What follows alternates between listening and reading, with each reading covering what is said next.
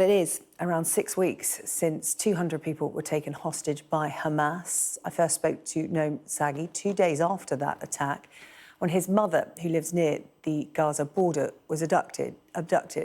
Since then, he's faced a desperate wait for news. And Noam joins me in the studio once again tonight. Noam, thank you so much for coming in. There has been no news of your mother, Ada, in the time since we first spoke. And I know you spoke to my colleague, Jane Secker, on Sky News this week. Just following the developments in the Middle East today, the news that this deal is close, a tentative deal may already have been struck, it just hasn't been signed off yet. Does this give you some hope tonight? I am more hopeful today than any other day that we're getting closer. From day one, we are engulfed in this psychological torture, and there is lots of ups and downs. The ups are not really ups, but the downs are really downs. So I have to hold on to everything I can. And that seems to be, it seems to happen. You know, what exactly will happen, we still don't know, but at least it's a start. Yeah. The vulnerable were targeted in that attack 6 weeks ago. We're talking about babies, the frail and elderly, your mother falling into that category. She has severe asthma. And the stories coming out of Gaza of hostages potentially being kept in tunnels underground for that entire time. That has been a real cause for concern for you and your mother's condition, right? Absolutely. I think for Mum, it's difficult when she is in fresh air and then overground. It will be very difficult underground. I know that her inhaler stayed at home. I know that the Red Cross never saw them up till now. So I just hope that she is holding on. I hope that she is finding strength from somewhere. Being in a tunnel with, dusty condition, no daylight and no ventilation is probably the worst conditions for her.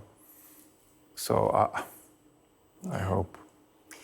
Well, hope is the only thing that you have, that so many other families have. While all this has been continuing, you, like so many others who are not personally connected to what's going on, have been watching it unfold on the news. That's how you've been getting your information. Have you had any contact with the authorities, whether it be British, Israeli, in terms of keeping you up to date on the search for hostages, these negotiations? Have you had any official contact in that capacity? So the answer is two. On the UK front, there is zero communication. On the Israeli front, every family have someone that is attached to the family and always update with anything that formal that they can update with.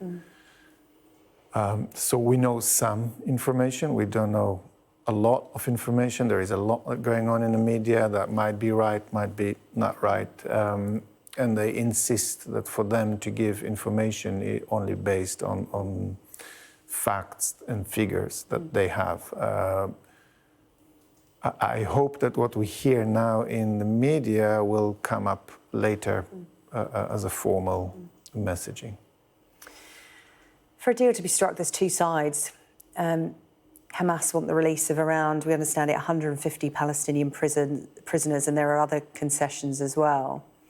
And Benjamin Netanyahu has talked about the process that you have to go through to secure hostage release. He's talked about, his 3 cabinets that he's had to meet. They've all had to approve it. But also, the Israeli families of those who have died before at the hands of Hamas, they will have a right to appeal any decision because, of course, they have been through the pain of losing loved ones at the hands of Hamas.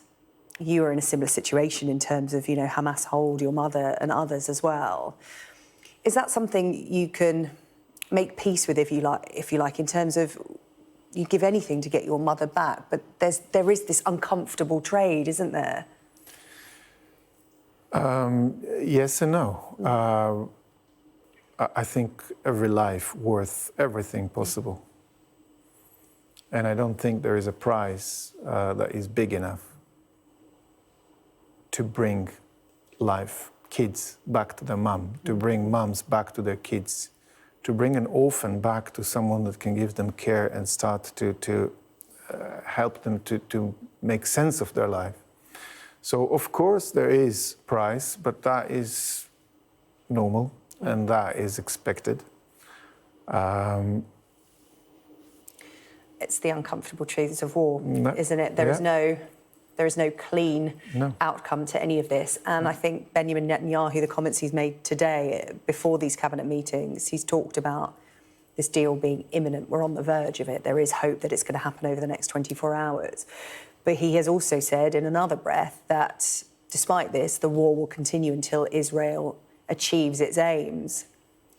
So you may get your loved ones back, but this war continues, and that in itself must feel pretty devastating in terms of, you know, both sides being caught up in this. This will continue.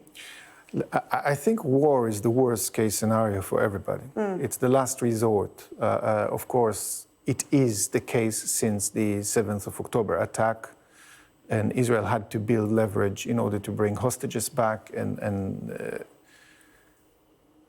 for me, the most important thing right now is the mechanism, is the fact that Israel wants to have the hostages back, and the Hamas needs, well, the Palestinian people in Gaza really need no war. They need quiet, and they need some way to get equipment and food and medicine. There needs to be some respite. So I think if we have a mechanism in place if this is what I understand, that it will be extended beyond the 5 days that we're talking, and every day of quiet will give more people back, that will start to build some trust and some mechanism to release more hostages and give more quiet and peace to some kind of respite to people who need it the most. Yeah, for those who are caught up in it, peace is so desperately needed at the moment. Noam, thank you so much for coming to talk to us.